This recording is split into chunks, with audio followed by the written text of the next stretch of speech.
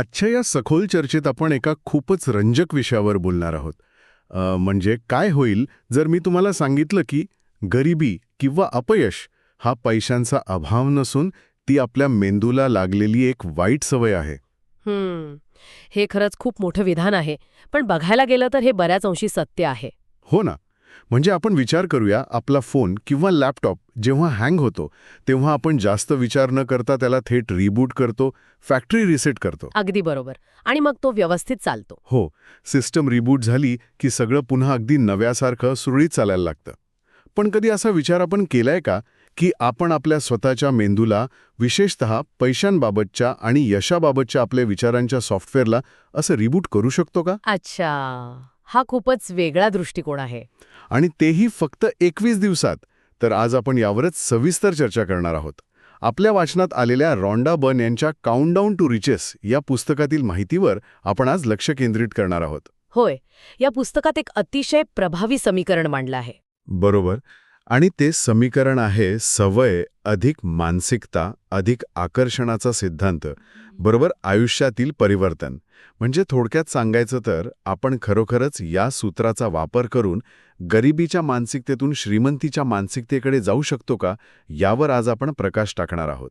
नक्कीच. हा खरोखरच एक विचार करायला लावणारा दृष्टिकोन आहे.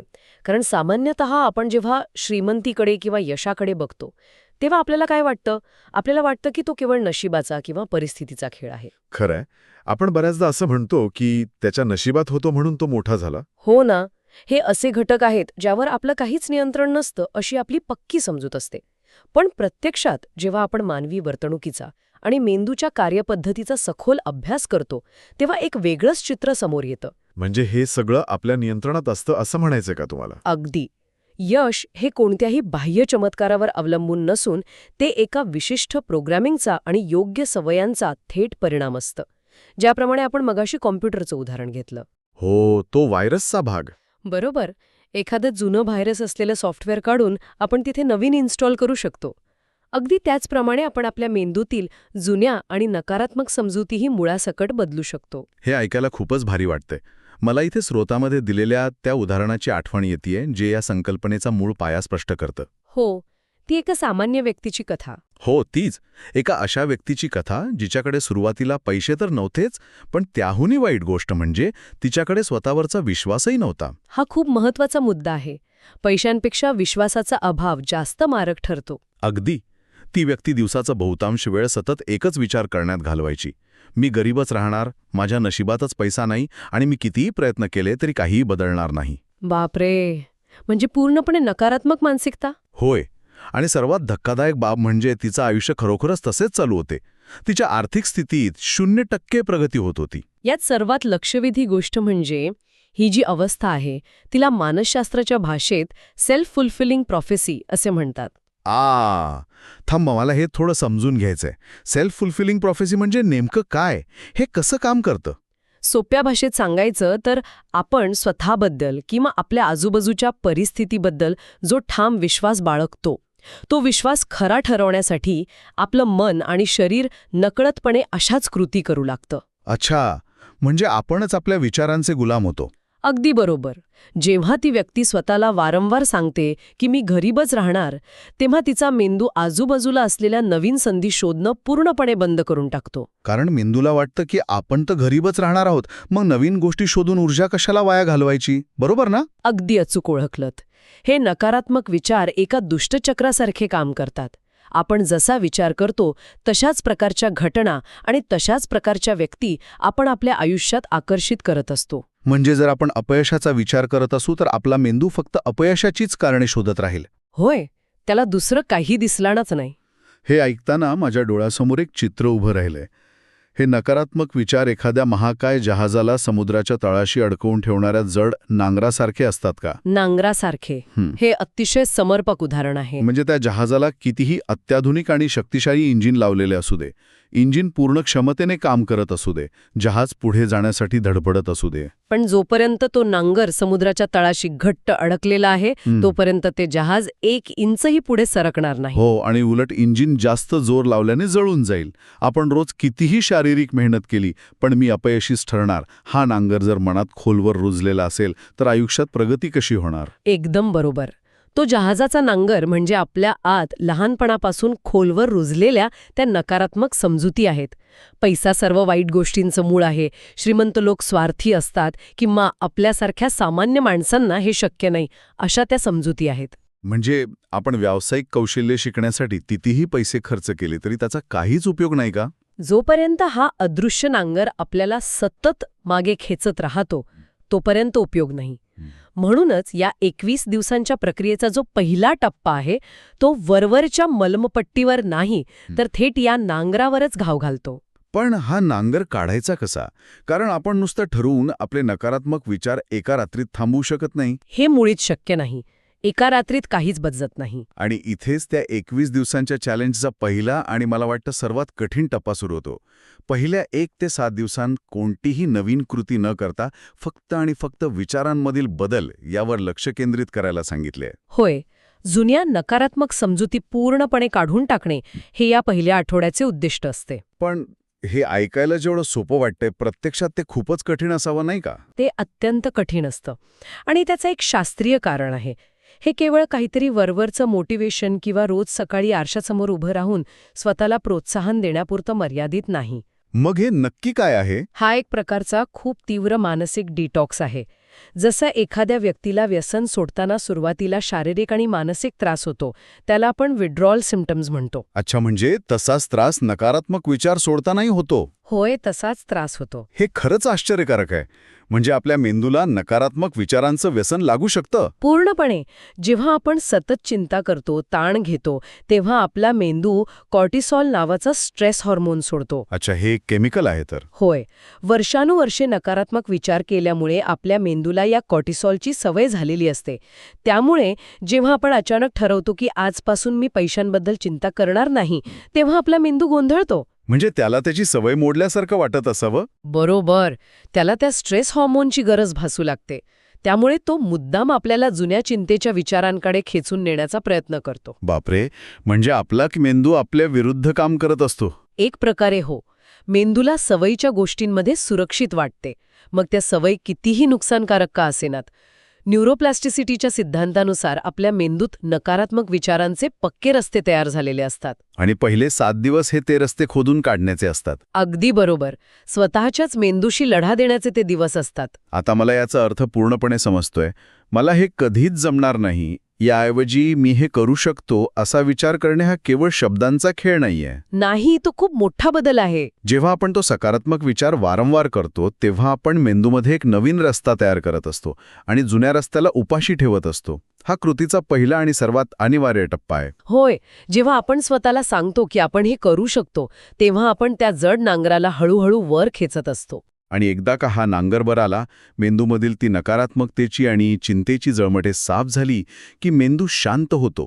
तिथे नवीन आणि सकारात्मक गोष्टी रुजवण्याची एक मोकळी जागा तयार होते. आणि तिथेच या प्रक्रियेचा दुसरा टप्पा सुरू होतो. आणि इथूनच खरी रंजक प्रक्रिया सुरू होते असं मला वाटतंय. 8 ते 14 या दिवसांमध्ये जेव्हा मन स्वच्छ होतं तेव्हा तिथे नेमकं काय पेरायचं? या दुसऱ्या आठवड्यात 3 मुख्य नवीन सवयींवर भर दिला जातो. हो, त्या 3 सवयी म्हणजे कृतज्ञता किंवा ग्रॅटिट्यूड, दृश्यात्मक कल्पना म्हणजे मनात चित्र उभं करणं ज्याला आपण व्हिज्युअलायझेशन म्हणतो, आणि रोजची प्रत्यक्ष कृती म्हणजे डेली ॲक्शन. बरोबर. या 3 गोष्टींचा पाया खूप मजबूत आहे. ही वाचताना मला एका गाडीच्या जीपीएसची आणि प्रवासाची आठवण येत होती. म्हणजे व्हिज्युअलायझेशन म्हणजे आपण जीपीएसमध्ये टाकलेलं आपलं निश्चित ठिकाण किंवा डेस्टिनेशन, आपल्याला आयुष्यात नेमकं कुठे जायचंय हे अगदी स्पष्टपणे फिक्स करणं. हे खूप छान उदाहरण आहे. आणि जर व्हिज्युअलायझेशन हे जीपीएस असेल तर कृतज्ञता ही त्या गाडीतलं इंधन आहे. इंधन म्हणजे नुसतं ठिकाण टाकून चालणार नाही का? कृतज्ञता इतकी महत्वाची का आहे? कारण गाडीत पेट्रोलच नसेल तर डेस्टिनेशन कितीही क्लिअर असलं तरी गाडी पुढे जाणार नाही ना.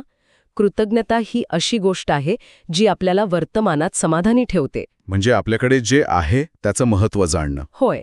जेव्हा आपण सध्या आपल्याकडे असलेल्या गोष्टींबद्दल, मग ती आपली नोकरी असो, आपलं आरोग्य असो किंवा छोटे यश असो, त्याबद्दल कृतज्ञता व्यक्त करतो, तेव्हा आपला मेंदू अभावाच्या मानसिकतेतून बाहेर येतो. अच्छा, म्हणजे माझ्याकडे काहीच नाही या चिंतेतून तो बाहेर पडतो. अगदी बरोबर. माझ्याकडे काहीच नाही, याऐवजी माझ्याकडे बरंच काही आहे आणि मला अजून मिळवायचं आहे, अशी भावना निर्माण होते. ही सकारात्मक ऊर्जा पुढच्या प्रवासासाठी इंधनाचं काम करते. हां, आता मला याचा पूर्ण अर्थ समजला. आणि नुसतं इंधन भरूनही चालणार नाही, कुणाला तरी स्टिअरिंग धरून गाडी चालवावीच लागेल. हो ना? आणि तेच म्हणजे आपली डेली ॲक्शन किंवा रोजची कृती. खूपच लॉजिकल आहे हे. नुसतं एका जागी बसून चांगला विचार केला, पण काहीच कृती केली नाही, तर आपण कुठेच पोचणार नाही. नक्कीच. या तिन्ही सवयी एकत्रितपणे कशा काम करतात हे समजून घेणं लॉ ऑफ अट्रॅक्शनच्या दृष्टीने खूप महत्वाचं आहे. हो, कारण आकर्षणाच्या सिद्धांताबाबत लोकांमध्ये खूप गैरसमज आहेत. होय.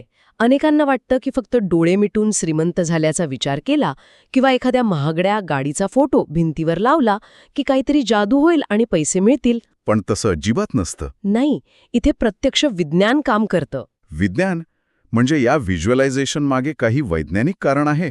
ते कसं काम करतं हे थोडं सोप्या भाषेत सांगाल का? नक्कीच. आपल्या मेंदूत एक विशिष्ट यंत्रणा असते, ज्याला रेटिक्युलर ॲक्टिव्हेटिंग सिस्टम किंवा RAS म्हणतात. हे एक प्रकारचं फिल्टर आहे. फिल्टर म्हणजे ते माहिती गाळण्याचं काम करतं का? होय. हे जरा आणखी एका सोप्या उदाहरणाने सांगते. समजा आपण एक नवीन लाल रंगाची गाडी घ्यायचं ठरवलं आहे. आपण त्या गाडीबद्दल खूप विचार करत आहोत. हो, असं बऱ्याचदा होतं. अचानक आपल्याला रस्त्यावर सगळीकडे लाल रंगाच्याच गाड्या दिसू लागतात. आपल्याला वाटतं की अचानक रस्त्यावर लाल गाड्या वाढल्या आहेत का? हा, नाही, गाड्या तर आधी तिथेच असतात. बरोबर. त्या गाड्या तिथेच होत्या, पण आपल्या मेंदूमधील RASने आधी त्यांना महत्त्व दिलं नव्हतं. आता आपण लाल गाडीवर लक्ष केंद्रित केल्यामुळे आपल्या फिल्टरने ती माहिती आत घेतली आणि आपल्याला त्या गाड्या दिसू लागल्या. वाव, हे खूपच भारी आहे. म्हणजे व्हिज्युअलायझेशन नेमकं हेच करतं. अगदी हेच. जेव्हा आपण रोज आपल्या ध्येयाचे चित्र मनात स्पष्टपणे पाहतो, तेव्हा आपण आपल्या RASला प्रोग्राम करत असतो. आपण त्याला सांगतो की मला यश आणि संपत्तीच्या संधी शोधायच्या आहेत. होय. त्यामुळे आपला मेंदू आजूबाजूला असलेल्या अशा संधी टिपू लागतो, ज्याकडे आपण आधी लक्षही दिलं नसतं. आणि जेव्हा आपण त्या संधींवर रोजची कृती करतो, तेव्हा हा सिद्धांत वास्तवात येतो. खरोखरच अप्रतिम उदाहरण आहे हे. म्हणजे आपण आपला मेंदू एका विशिष्ट फ्रिक्वेन्सीवर सेट करत आहोत. या सातत्यपूर्ण प्रवासानंतर मग येतो तिसरा आणि शेवटचा टप्पा, 15 ते 21 दिवसांचा काळ. हो, हा टप्पा प्रत्यक्ष परिणामांचा असतो. या शेवटच्या आठवड्यात त्या व्यक्तीला प्रत्यक्ष परिणाम दिसायला सुरुवात होते असं पुस्तकात म्हटलंय. नवीन संधी मिळायला लागतात, आत्मविश्वास वाढतो आणि सर्वात महत्त्वाचे म्हणजे उत्पन्नात वाढवायला सुरुवात होते. होय, हे बदल नक्कीच दिसू लागतात. पण इथे मला थोडा उलट प्रश्न विचारायचा आहे. थोडा डेव्हिल्स ॲडव्होकेट बनून विचारतो. 21व्या दिवशी काय अचानक आकाशातून पैसांचा पाऊस पडतो का? नाही, तसं काही होत नाही. म्हणजे आकर्षणाचा सिद्धांत म्हणजे काही जादूची कांडी आहे का, की अचानक बँकेत पैसे जमा होतात? हे पैसे, या संधी अचानक कुठून येतात? हे प्रत्यक्षात कसं घडतं? हा खूपच महत्वाचा आणि आवश्यक प्रश्न आहे. इथे कुठलीही जादू नाहीये किंवा कोणीही आपल्याला फुकटात पैसे आणून देत नाही. इथे जे बदलतं ती आपली स्वतःची ग्रहण क्षमता असते. ग्रहण क्षमता म्हणजे संधी स्वीकारण्याची आपली तयारी. अगदी बरोबर. मगाशी आपण जो नांगराचा आणि नकारात्मक मानसिकतेचा विचार केला, तिथे एक गोष्ट समजून घेतली पाहिजे.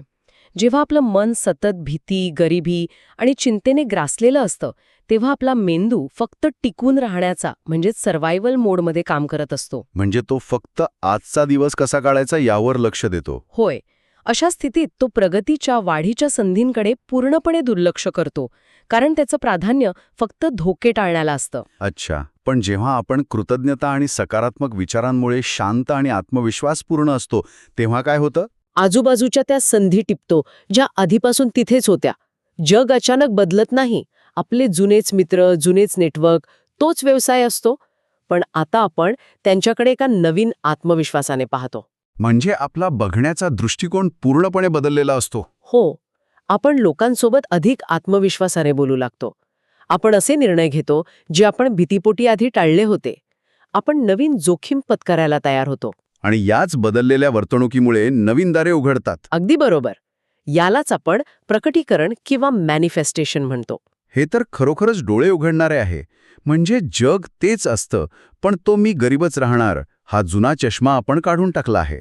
चष्मा बदलल्यामुळे जग बघण्याची आपली दृष्टीच बदलून गेली आहे. होय, विचार, सवयी आणि परिणाम या साखळीचे महत्त्व इथे अगदी स्पष्टपणे अधोरेखित होते. आपण पहिल्या आठवड्यात आपले जुने गंजलेले विचार बदलले, दुसऱ्या आठवड्यात नवीन आणि सकारात्मक सवयी रुजवल्या. आणि तिसऱ्या आठवड्यात त्या सवयींच्या माध्यमातून कृती केल्यामुळे त्याचे परिणाम दिसू लागले. यातून एक अतिशय साधं पण जीवनाचं महत्त्वाचं सूत्र सिद्ध होतं की सातत्य म्हणजेच यश.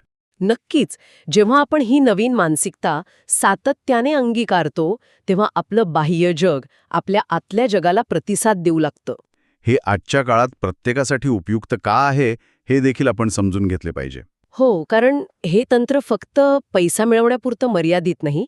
आज आपण एक अशा जगात जगत आहोत जिथे माहितीचा प्रचंड ओघ आहे. हो ना. सोशल मीडिया, बातम्या, चहूबाजूंनी नकारात्मकता सतत आपल्यावर आदळत असते. आणि आपले लक्ष विचलित करणाऱ्या गोष्टीही खूप आहेत. अशा वेळी स्वतःचे विचार कसे नियंत्रित ठेवायचे, स्वतःला एका ध्येयावर कसे केंद्रित राहायचे, याचा हा एक अतिशय व्यावहारिक आणि उत्तम आराखडा आहे. जर आपल्याला आपले परिणाम बदलायचे असतील तर आपल्याला आपल्या सवयी बदलाव्या लागतील.